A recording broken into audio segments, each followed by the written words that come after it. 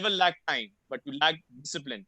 So this is for our audience out there. If you all agree with me, I request you all to come closer to your keyboard and write yes in the chat.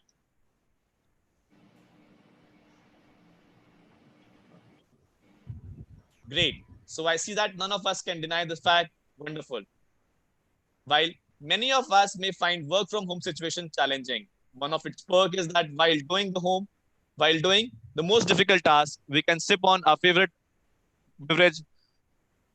Today, I'm very much excited to introduce our panelists, and I also want to share that I have joined this conversation with my energy drink, and that's my all-time favorite masala chai. वो कहते हैं ना, मजबूत रिश्ते और कड़क चाय धीरे धीरे ही बनते हैं। तो चलिए चाय पे चर्चा से उन्हीं मजबूत रिश्तों की शुरुआत करते हैं। Let me also ask about Let me also ask the panelists about their favorite hot beverage. Are they a coffee person or they're a chai lover? Let me start with Mamta Wadhwa, ma'am, Director Principal at Manav Rachna International School, Faridabad. Backed with enriching 29 years of experience. Served as a principal of Ryan International School, Faridabad for 14 years. Recipient of very prestigious Padmashri Award and Avantika Samman and the Global Innovative School Award in 2018. So welcome, ma'am. Please tell us, ma'am, what do you drink to bring back your energy? Good evening. I'm sitting with my lemon tea, and that's my energy drink. Great. So now moving on to our next panelist is Amita Dhaka, ma'am, Principal at Delhi Public School, Ambala. She has more than 27 years of experience in the education field. Received award like Best Teacher Award and Star Principal Award. Welcome, ma'am. So, ma'am, please tell us what is there in your cup and what makes it so special. Amita, ma'am, you need to unmute yourself. Amita, ma'am, you're not audible. You need to unmute yourself. Yeah. Hello, Great. Ishan, and hello everyone. I also have a hot cup of tea in my cup, like you, the masala tea. Oh, wow. It gives me energy every time I have it. Thank you. Great. Our next panelist is Bhawna Gupta, ma'am, Principal at Sir Padampat Singhania Education Center, Kanpur. She is an educator in her own right and with an invaluable experience of over 2 decades. Ms. Gupta is a true ambassador of modern education. Her passion to learn and lead with has won many admirers. Welcome, ma'am. So, ma'am, what is there in your mug? Hello, everybody. And my mug is brewing with the medicinal syrup Kada. And I've started offering this to everybody who makes it to our place when they're coming to school. It has cloves and black pepper and cinnamon, basil leaves. And I think it's really good for all of us these days. I guess it also helps you in boosting your immunity. Absolutely, it does. Great. Thank you, Shan. Great. Great. Our next panelist is Surekha Singh, ma'am, Principal at DPS Saharanpur. Ma'am has been in this profession for past 35 years and has enjoyed every moment of it. Mostly, ma'am has worked as a principal and vice principal in NCR. Working with children keeps her grounded and cheerful. Wow, wonderful thought, ma'am. So, ma'am, is it a tea or a coffee? Well, it's a cup of tea, a cup of masala chai. Oh, great. That's what keeps me going. Great. Wow, ma'am. Our next panelist is Urvashi Warman, ma'am, Principal at the Palace School, Jaipur. She started as a pre-primary school teacher at the Jaipur School. Now, 27 years later, as a principal of the Palace School, Jaipur. Believes in nurture aptitude, not simply mass. Welcome, ma'am. So what is brewing in your cup? It's black tea with a dash of lime. Oh, wow. Great. It's always That's lovely, ma'am. Yeah. Thank you, all the panelists. Now, before we move further, I would also want to know what is the audience favorite hot beverage. For this, we will have a quick poll on your screen. So can we have a poll? Great. So the question is, what is your preferred IT time and what would you prefer drink during high tea? So my question is for Surekha ma'am. Surekha ma'am, what is the preferred time that you have your tea? Well, between 5 to 5:30. Oh, great. And Urvashi ma'am, which days do you enjoy your tea? At home or at school? Well, if I'm working long in school, then in school. Otherwise, at home, right, 5 to 5:30 is the time for me. Great, great, great. So now let's see what the results are. Wow. I guess Maximum people love to have tea between the time slot 5 to 5:30. Great. So, ma'am, with your permission, can I hand over the mic to Mamta ma'am? Mamta ma'am, over to you. Thank you, Ishan, and good evening, everybody, once again. And here I sit with my lemon tea, and it's great to connect with all of you. Thank you so much. It's indeed an honor. Thank you, Rocksport, for inviting me. And it's indeed an honor to be amongst such luminaries from the great education sector from all over the country. And today we're touching upon a very, very sensitive topic, EQ versus IQ, and what determines success, and how we are all working towards building of EQ of children. So before we delve into this discussion, I think it's important that we all understand what is EQ and what is IQ, because then the other panelists will take on. So IQ is, of course, your intelligent quotient. It's there to stay for a lifetime.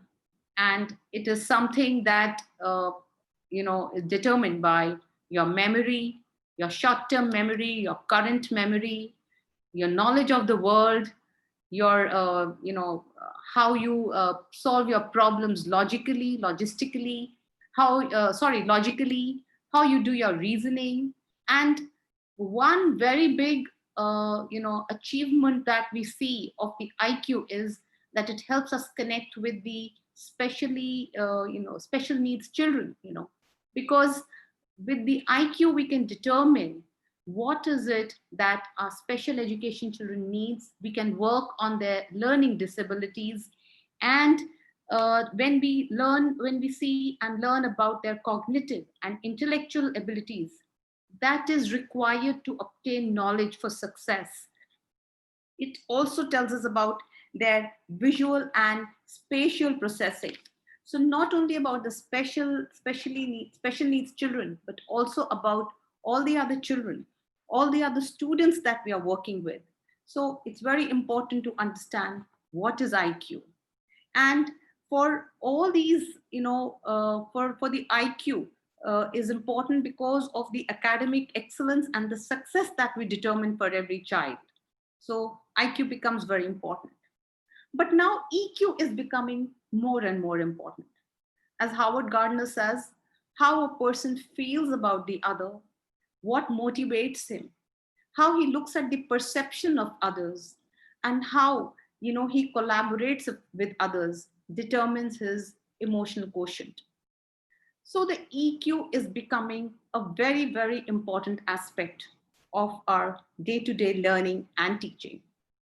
How we are evaluating their emotions, how they are evaluating the emotions of others, how it helps us in finding out whether we are empathizing with the other, and whether the students in our schools, in our classrooms, are able to do that with their own peer group. So it's very important that we need to work on building of the EQ of our children. They would need to build on their self-awareness. They would need to assess themselves. They would need to do a lot of self-regulation.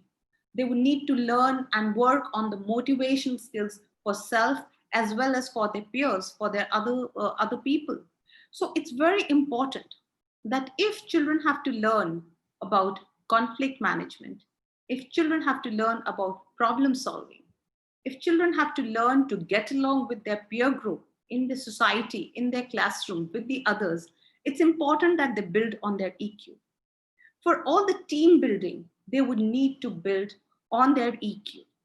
So the EQ affects the physical, mental, and the social health of all our children.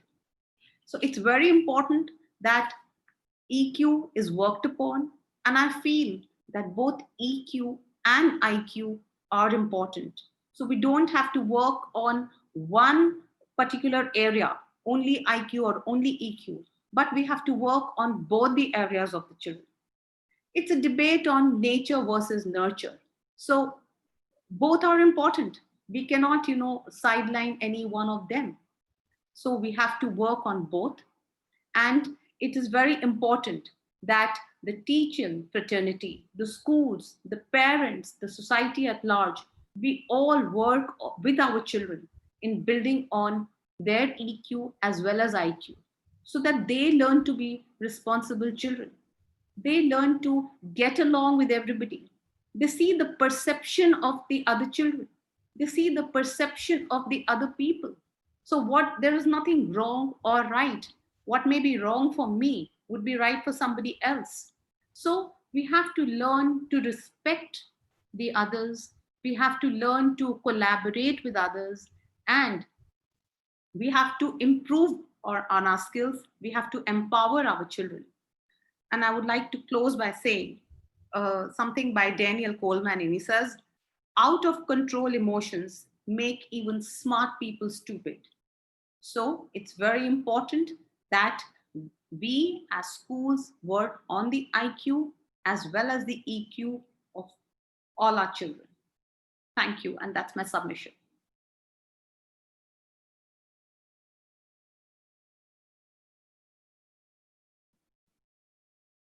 I can't hear you, Ishan. I guess it is time for Amita ma'am. So Amita ma'am, we have your views. Can I introduce Amita ma'am first? Right, ma'am. So thank you, Ishan. And we move on to Mrs. Amita Dhaka. Mrs. Amita Dhaka is the principal at GPS Ambala, and she believes that for education to be meaningful and empowering, we must provide a healthy correlation between scholastic and co-scholastic activities as per their learning style, interests, and capabilities of the dispatches. Amita ma'am, today we are discussing something very sensitive, EQ versus IQ. What is your take on that? Good evening, everyone. So this is one topic which is actually much required and also to be really pondered upon, especially in these times when we are going through a pandemic and in this lockdown situation. It is really, really important now for all of us. So as Mamta ma'am has just now discussed various aspects of emotional intelligence and IQ also. So we have understood in simply this, the aspect of emotional intelligence, which as a layman, if I understand, it is a capacity of recognizing our own feeling and recognizing the feelings of others, basically, and then managing our feelings and also managing the feelings of others. Managing means understanding and reciprocating in the same way. So EQ is critical to managing our behavior, moving smoothly through the social situations, and making critical choices in life. For all these purposes, I feel EQ is quite important. And it is also important for us to first we all should be able to analyze ourselves first, that what makes us feel good, what makes us feel bad, and how we can change the bad aspects to the good ones, how we can work upon those aspects. We can know our emotions and we can understand, manage these emotions of ourselves, and then bring a balance in life and also maximize the long-term happiness using the emotional intelligence of ours. So this is something about emotional intelligence which I wanted to add. And as Goldman initially when he proposed this theory and he proposed the concept of emotional intelligence, initially the definition which he had put forth, a part of his definition, I just want to read out that part. It is: emotional intelligence describes abilities distinct from but complementary to academic intelligence. So what I want to stress upon here is that, of course, emotional intelligence versus IQ, this is our topic, and what determines success. This is what we are talking about. But is EQ in contradiction with IQ? No. I feel they both are complementary to each other, and they should rather be complementary, as Mamta ma'am also said, that as school educators, we have to take forward both these things. We have to work on the IQs of the children also, and we have to work on the EQ of the children also. Now, if we talk of success, initially when a child comes to school or in a college, then generally we identify them on the basis of their IQs, and emotional quotient takes a backseat initially. And most of the children who are doing well in academics, who are having good ability to learn and to understand, who can convince others by facts, and we take them as book smart. They are the person who are doing very well in school and in colleges, and they're getting good grades, and academically they are performing well. But slowly, when they come out of the school and colleges and they enter the entire the open world, and then when they see there, then we understand actually the value of emotional quotient. Here, when you are working with a lot of people, hundreds of people are there, and you are interacting, so then this becomes even more. Of course, in school life also, there are so many children with whom the students interact, but then slowly, as they progress in life and as the age increases, the importance of emotional intelligence also enhances, because at that point of time you are able to understand your emotions of others, and how to deal them, and how to convince people by maybe reasoning of the uh, reality, the facts and all. So people who are more good at emotional quotient, sorry, just a minute, I'm winding up. So they need to be somebody who has the thinking ability as well as the feeling ability also. So intelligent quotient and emotional quotient both needs to be recognized for success in life. So this is what I want to say. I think my time is over. Ishan? Yes, ma'am. Okay, I heard the bell just now, right? Thank you so much. Mamta ma'am, you need to unmute yourself. I completely agree with you, Amita ma'am, what you're saying, because EQ and IQ, like you said, are distinct to each other, but they are also complementary to each other. So very well said, and I think you put forward very important points. And now I would like to invite Mrs. Bhavna Gupta. Ma'am is the principal at Padampat Singhania Education Center, Kanpur. Her dynamism and positivity is both contagious and motivating. She believes in sharing a small emotional connect with all her stakeholders. So thank you, Bhavna ma'am, for being here with us, and over to you. Thank you, Mamta ma'am. I truly agree to what you had said and what Miss Amita had added. And I feel these days emotional question plays a very important role. And if we talk about the theory of Charles Darwin, the propagator of the theory of evolution, I think he said it is not the strongest of the species that survives, nor the most intelligent, but the one most responsive to change. Even in the contemporary world, the new buzzword that has transmogrified the dynamics and landscapes of leadership qualities is emotional quotient. I feel it can be the game changer for a high performance and personal management. A big part of emotional intelligence is being able to feel an emotion without having to act on it. And if I say, researchers have also shown that the success at our work or in life depends on emotional intelligence, which is about 80%, and 20% is the intellect. I feel intellect helps us to resolve problems, to make calculations, process information, but EQ allows us to be more creative and use our emotions to resolve the problems. If I talk about emotional intelligence, I feel it is the ability to perceive and express, assimilate emotion and thought, understanding the prism of emotions, and adjust ourselves and others' emotion. Uh, I feel emotional intelligence can be the most potent weapon in our armory because it helps boosting the self awareness, self control, motivation, empathy, social skills. All of this help us become much better leaders. An emotion is a natural instinctive state of mind deriving from one's circumstances, mood, or relationship with others. Even the modern education system needs to incorporate EQ and blend it with IQ for a refined personality development of a student. Academic brilliance may give one a head start, but to be successful, one must learn how to manage emotions. At the later stages of our lives, we are told to master emotional competencies to be successful.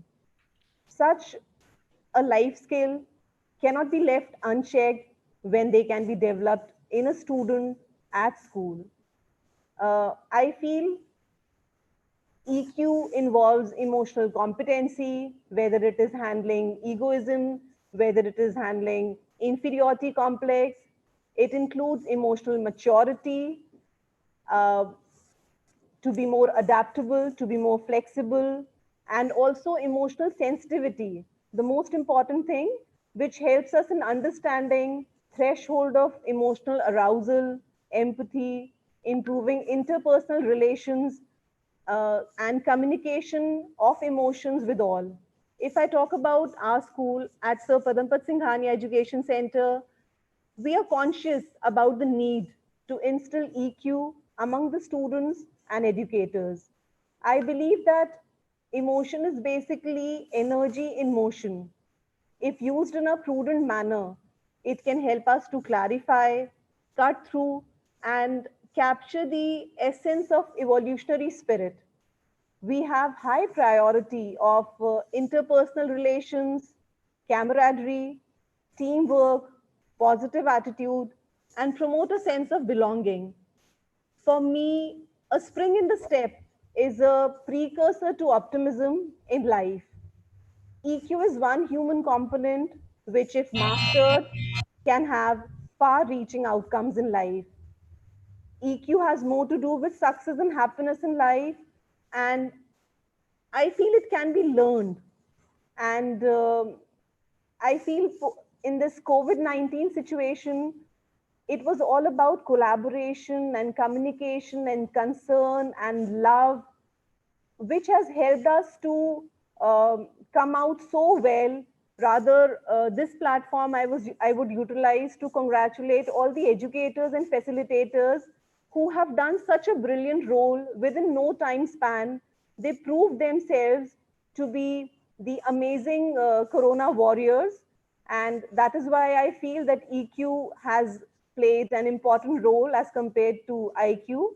And I feel, in the words of Andrew Carnegie, he says 85% of your success in life depends on your ability to communicate, negotiate, and lead. Only 15% I feel is technical. So I feel it is very important for all of us that during the school life, we must instill the values of EQ amongst our children.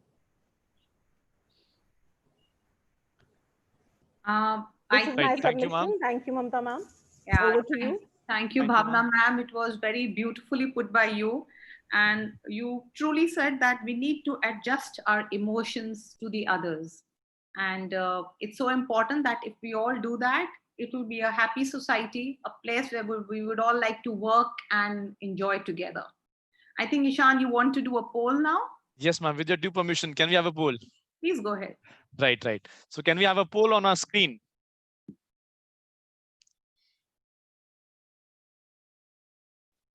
Great. So my question is for Urvashi ma'am. Urvashi ma'am, what do you have to say on this? Do you think that growing focus on EQ is for the benefit of the student? What do you have to say in 30 seconds? Ma'am, you need to unmute yourself.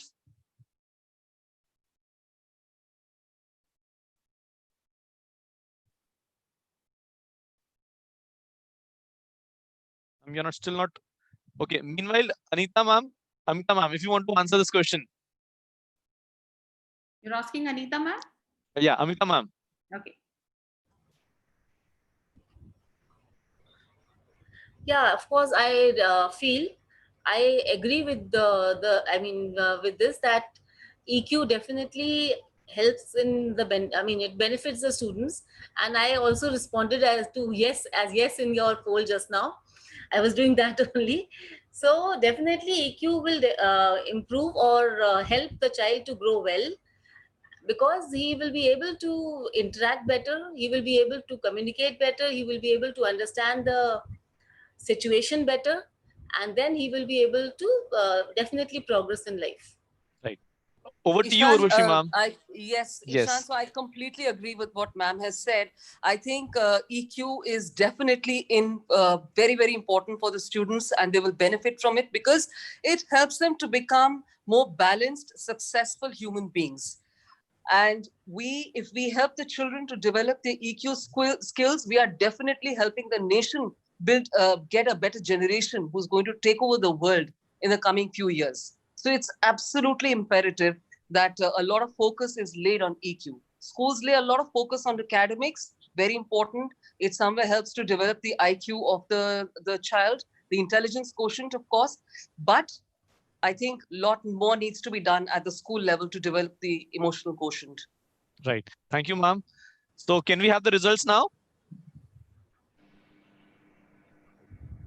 Wow, 99% people says that growing focus on EQ is for the benefit of the students. Wow, that's great. So over to you, Mamta ma'am. Thank you, Ishan. And I think it was very aptly put by Urvashi ma'am and Amita ma'am. You're absolutely right. EQ is very important. And we actually need to work on the life skills of our kids, to have good, stable children in our schools and in the society. And now I think it's time for Mrs. Surekha Singh. Ma'am is the principal at DPS Saharanpur. She has worked as the principal and as the vice principal in various schools in NCR. And now she's been working with children all her life. And she says working with them keeps her grounded and cheerful. What a beautiful thought, ma'am. Over to you. Thank you, ma'am. And thank you to all the panelists. And a very, very good evening. All of us here are talking about the pandemic and then talking about the relevance of EQ versus IQ in these times. But the thing is that both these things have always been there because there are so many studies about it.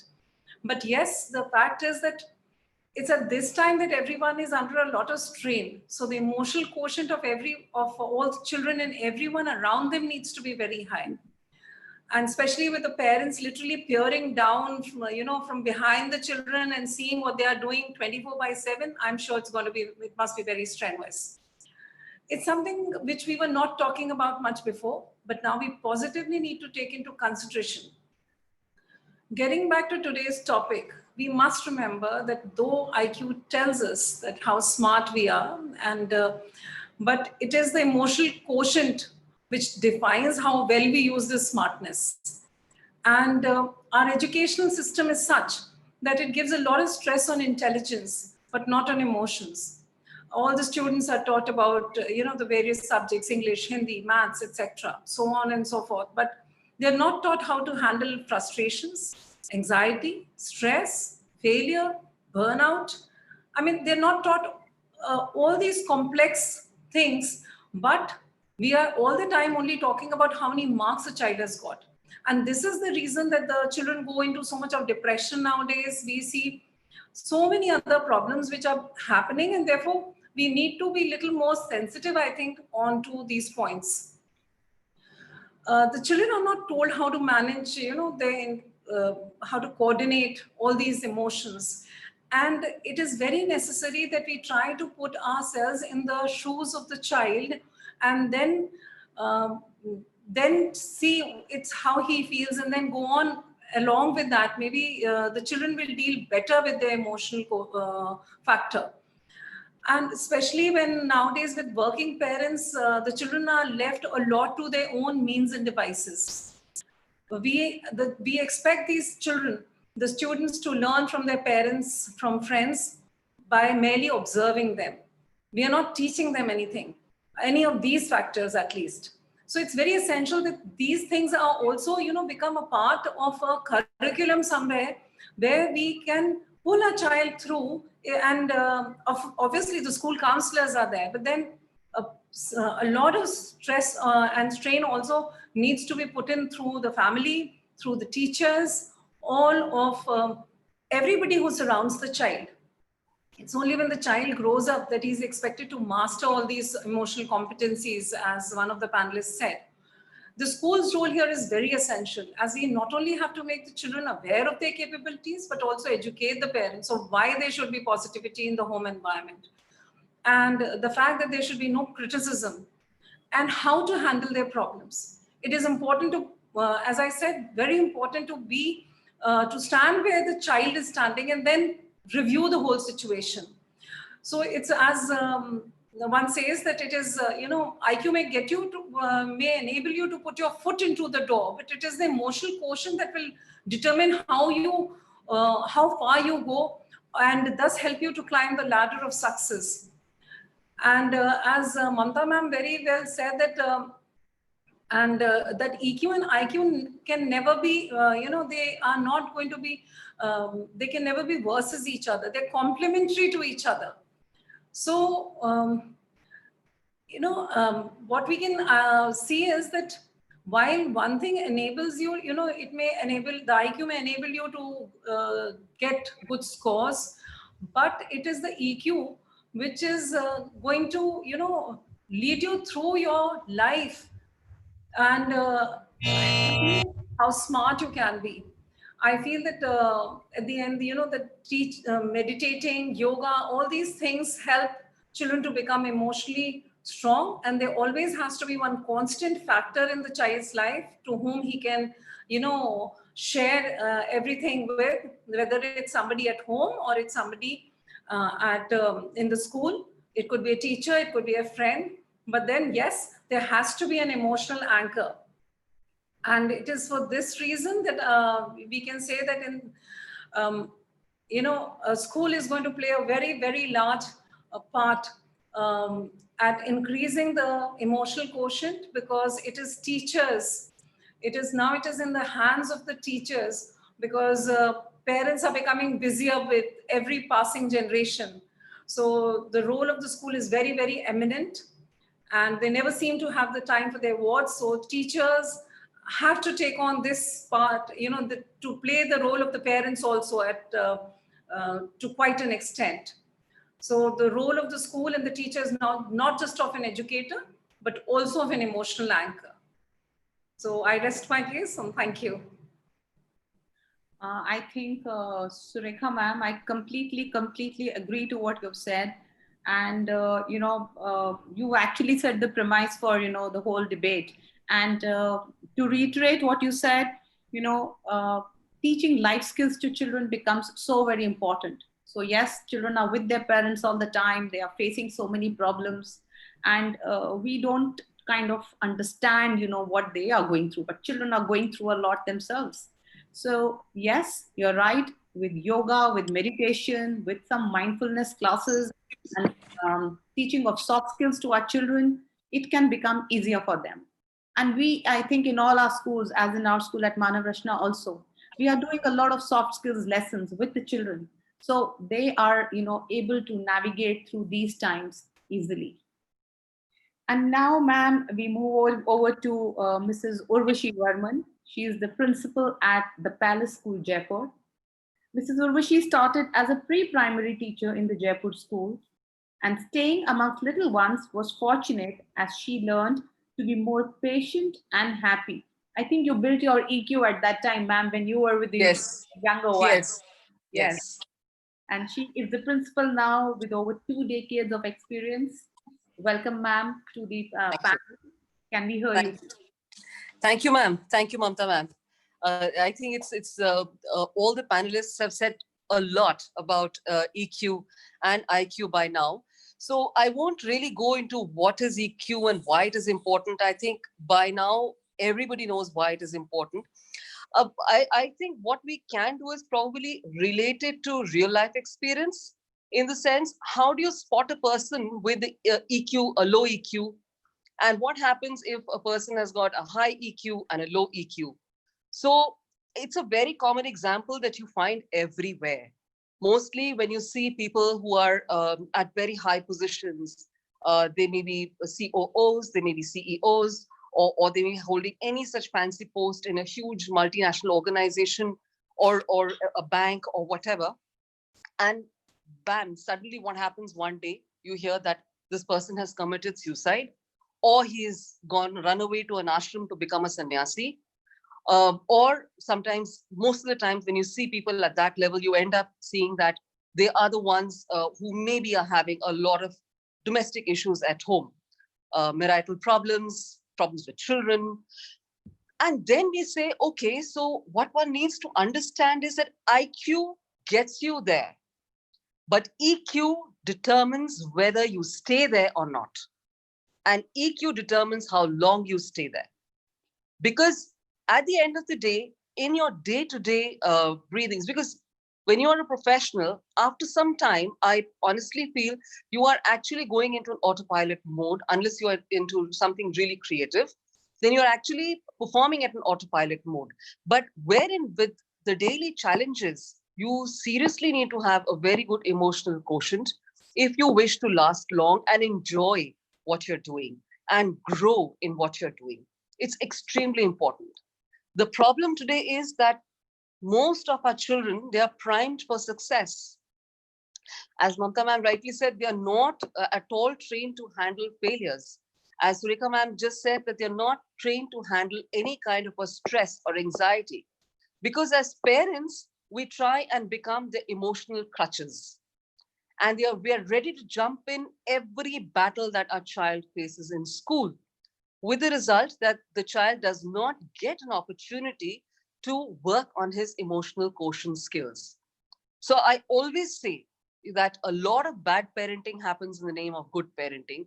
And that is one of the reasons why our children today are not able to develop their EQ skills. That is from the home front. At the school level, I think schools need to do a lot more. And yet, I think a lot is happening, what was not happening earlier. Starting with, we've come to know that, children with a good EQ are the ones who have had a very good early childhood.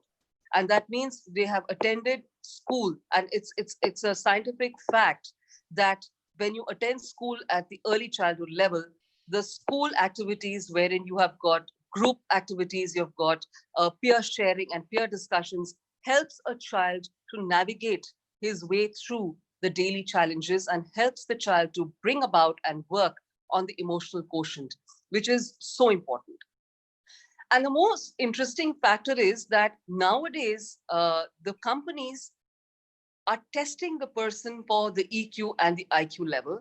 And if they have to choose between somebody who has a high IQ and somebody who has a low EQ, they prefer to go with the person who has the high EQ. Because such a person is definitely creative, is a team player, is a person who will always find a solution for a problem and not a problem for every solution. Because generally we find people with low EQ are the ones who have got low self-esteem, who lack faith in themselves, and they have poor interpersonal skills, so they don't really become good team players. And at the first sign of stress, at the first sign of a stressful situation, they break. And sometimes when they break, they also break the morale of the team. So having said that, in real life, we can see it happening everywhere around us, where we are working or whether it's in a family. So that is, and it clearly shows that having a good EQ is the mantra for having a successful and a happy life. And so we all need to make sure that at least our children are getting the opportunity to hone this skill, to hone this quotient in their life. It is one of the lifelines. As ma'am rightly said, it's through life skills that they can actually hone this quotient in their own life. So I think for the woman, that's all that I'd like to say for that. Thank you, ma'am. Thank you, Urvashi ma'am. I think you've actually set the tone, and so beautifully you said that the companies that are hiring people these days are looking into the EQ. I mean, that speaks volumes for itself. Why would somebody want to hire somebody with a higher EQ and not with a higher IQ? So that says it all. We need to have team players. We need to have leaders, and good leaders are the ones who have good EQ and not good IQ alone. Yes. So thank you very much. And I think Ishan wants to get onto his poll thing again. Right, I'm sorry to barge in. Yeah. It's time for the quick poll. All right. Right. So here's the poll on your screen. And my question is for Bhavna ma'am as well as Surekha ma'am. So ma'am, what do you think the right balance of EQ and IQ needs to be developed in a student to prepare them for the future? So Bhavna ma'am, what do you have to say? Yeah, Ishan, absolutely. It is very much important to have a right balance because, as all the panelists have beautifully expressed, that IQ brings you to a different level wherever you're supposed to be, but EQ helps you in sustaining that position. So, for sure, it is very much important for the schools to instill this value, this life skill amongst the students in school itself. Right. So Surekha ma'am, please add on to this. Yes, as Bhavna ma'am is saying, that it's important, both are important, but at the same time is what the last panelist said, that it is the one, the EQ is the one which is going to help you sustain there, to be there, and to be there for a longer period of time. So that's what's important.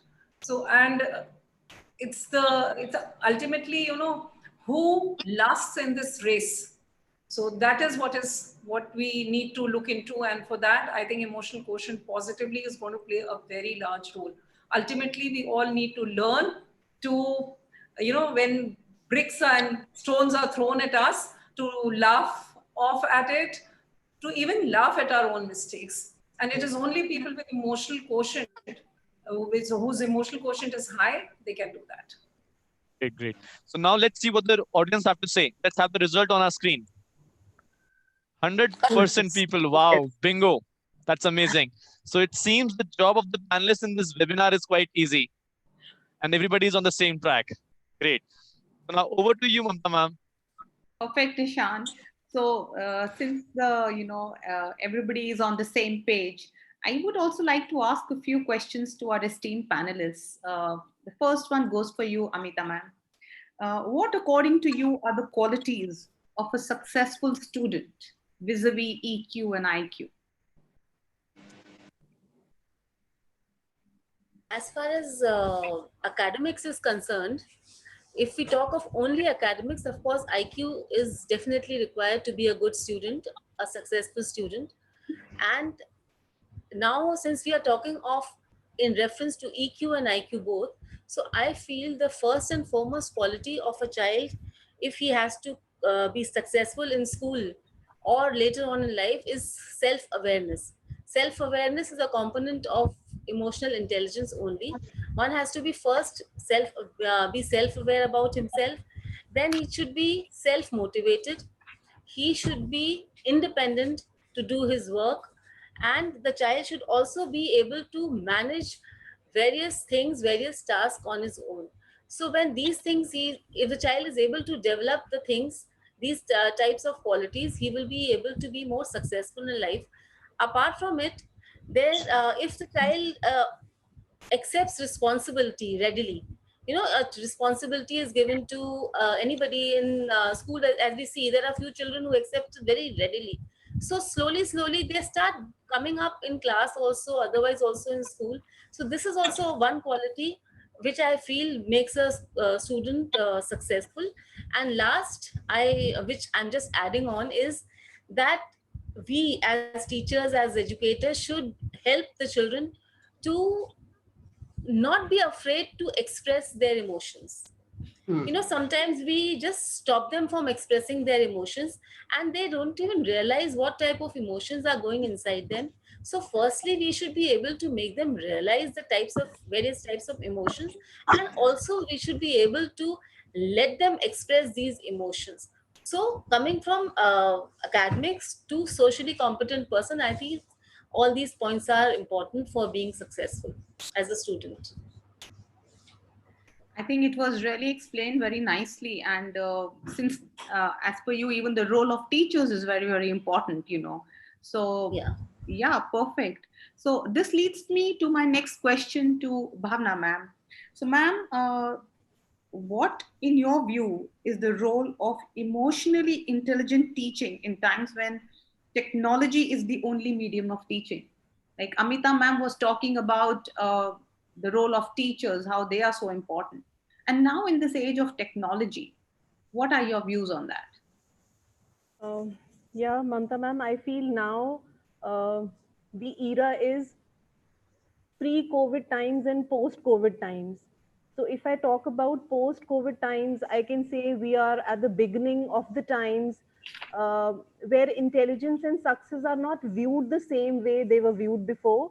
And the student today has become the center of concern, not only his reasoning capacities, his creativity, his emotion, the interpersonal skills, and are to be looked into. The emotional intelligence. The person has to be skilled in 4 areas. Uh, it is about identifying, using, understanding, and regulating emotions. And I feel emotional intelligence is a master aptitude, a capacity that profoundly affects all other uh, abilities, either facilitating or interfering with them. The need is felt to investigate the emotional intelligence and academic achievement among students, especially the students at senior level who had the major concern when it was not sure to them about how to face this. I feel they remained in a dilemma since the month of March about their remaining exams. And I feel it was uh, like it says emotionally intelligent teaching. There was a lot of emotional content added to it. Otherwise, it would not have happened. Nobody was prepared for such times. And the teachers did a unique job. The parents played a very important role in supporting the schools, and even the students had risen up to an extent where they were connected so beautifully with all.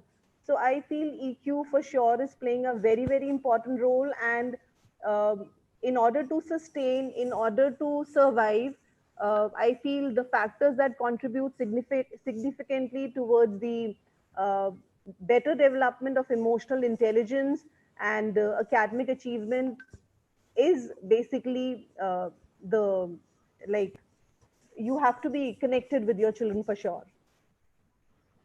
Thank you, Thank you, Bhavna Mamta ma'am. ma'am. Thank you, ma'am. I think you very aptly put it that EQ is the master aptitude, and we can't do without it. And now, since we are short of time, I'll quickly run to my next question to Urvashi ma'am.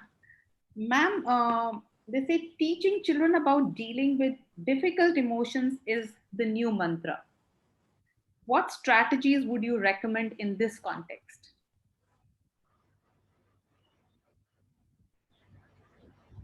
Ma'am, kindly unmute yourself. Sorry. So I would actually like to say that the first thing I would like to say, the younger we start, the better it goes for a child. And the strategies for teaching them how to deal with difficult emotions, I think the first thing is one has to know how to identify an emotion, because that is a major problem. Children are not able to express themselves because somewhere I feel we are not teaching the children how to identify an emotion, whether it is anger, it is joy, whether it is stress, whatever emotion the child is expressing, or an adult. You want to do something about it, get first how to identify it. Once you've identified, I think the children or anybody who wants to get into knowing how to deal with difficult emotion is first identify, then understand the emotion. If it is anger, then why and from where it is coming.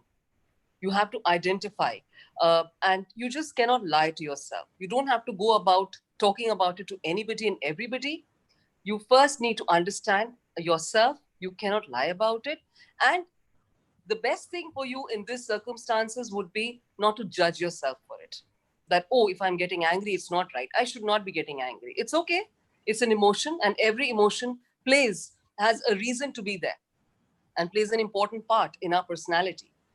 And having said that, the next step would be to teach them how to accept the emotion. And this is what I just said. We accept the emotion when we do not become judgmental about it. That it is not right to get angry, it is not right to feel jealous. these are all human emotions, and we all feel them at some point of time or the other. Now, when you feel an emotion, it's in your choice whether you wish to express it. It's always good to express it, but then you also must know how to express it in a positive manner, which does not harm you, and it also does not harm the other person towards whom you are feeling that particular emotion. One another thing I'd like to say about this is to identify an emotion, one actually has to be aware of oneself. And sometimes your body language tells you, if you don't know what you're feeling, you come to know what you are actually feeling at that time. In my case, sometimes when I'm sitting and thinking and suddenly I feel that, I found that I've pursed my lips. And when I purse my lips, it's an alarm and I say, oh, that means there is anger somewhere. For me, that is a body language which helps me to identify that probably I'm experiencing anger. So each person will have a different identifier in the body, which will help them to identify. So starting from there, right up to accepting and expressing is how it is. And it's a process that everybody has to understand and go through and lead. And that is the best way that you can deal with any emotion. That's my personal take on it. Very rightly said, ma'am. I think it is so important that we need to identify our emotions. We need to accept them, like you said. And we have verbal and non-verbal experiences, like you gave your own example. So children need to identify them. Their parents need to identify them. The teachers need to identify them, so that we don't pass unnecessary judgments on them. Yeah. We accept them as they are. Yes. Thank you, ma'am. That was a very beautiful answer. And now my last question goes to Surekha, ma'am. Surekha, ma'am, can you hear me? Yes. Yes. It says that this is from the audience. So they say, kindly explain few effective tips to raise and strengthen the EQ for senior children. Could you please repeat it? Yes, ma'am. Kindly explain few effective tips to raise and strengthen EQ for senior children. For this, I would just like to add to what everybody has said, and that is basically, permitting our children to speak. What we do is we try to brush them off. We make them quiet when they should be, permitted to speak. So what will happen is, if we permit them to speak, we are actually going to be, they will voice their opinion. And once they voice their opinion, maybe somewhere, whatever they wanted to say gets out. And then in long term, as we say, whatever they're feeling, once expressed, they get an answer also to it. And once the question and the query is answered, obviously it is going to help. Whichever way it goes, but it is going to help, whether positive or negative. And also, I would like to say that, rather add to this is that we need to make our children a little more patient, to develop in them a listening ability. We are in a hurry. As an end result, they are in a hurry, and then nobody actually gives an answer to anything. So it's very important. If we need to raise the EQ for senior children, let's listen to them patiently and also teach them to be patient and to develop this ability. And also, once they're seeking answers, to pursue it till they get what they are wanting. And that's the best way to, I think, reach your emotional high at any point of time, because otherwise you will keep going around in circles and not ever getting your problem solved. And then what happens is that, as it is nowadays, what we are seeing, because of the technology coming into the classrooms, from the classrooms into the homes, what has happened is there is so much of transparency. Parents are constantly, peering over the shoulder of the child. It's become very stressful, and therefore it is all the more essential. And it's the elder children, the senior children, who understand this more, because they don't want their parents actually peering over their shoulders, and looking into everything that they're doing. So I think for them, it's all the more necessary that that the parents being co-teachers at this point of time, be very, very patient with them. And don't, I mean, they stop literally, you know, pointing fingers, because it's the parents actually, I feel that they need to be educated along with the child in these times. So that's, I think, what will, you know, patience at all points of time will lead to this emotional quotient being high. Thank you, ma'am. Thank you. You actually said it very nicely. Actually, we all are going through a hurried syndrome, and we are always in a hurry to, do this and do that. And there's another question in the chat box which talks about, can the curriculum play an important role in the development of EQ in students? Yes, definitely. And I would like to say that most of the curriculum in our schools is, blended in such a way that, yes, we are dealing with the EQ and we are teaching them EQ through life skills, through music, dance, games, and problem solving skills, through projects, everything. So yes, this is being taken care of.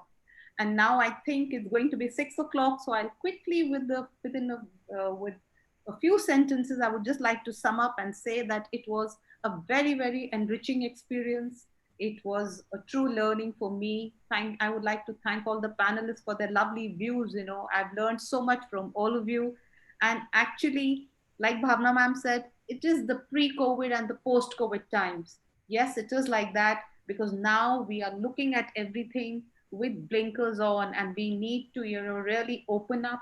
We need to really see, and we need to start young. Yes, Ms. Urvashi said rightly, we need to start young. We need to look at what we are doing, how we are doing, and handle all the situations with maturity, with flexibility, and instill EQ not only in students, but also in teachers.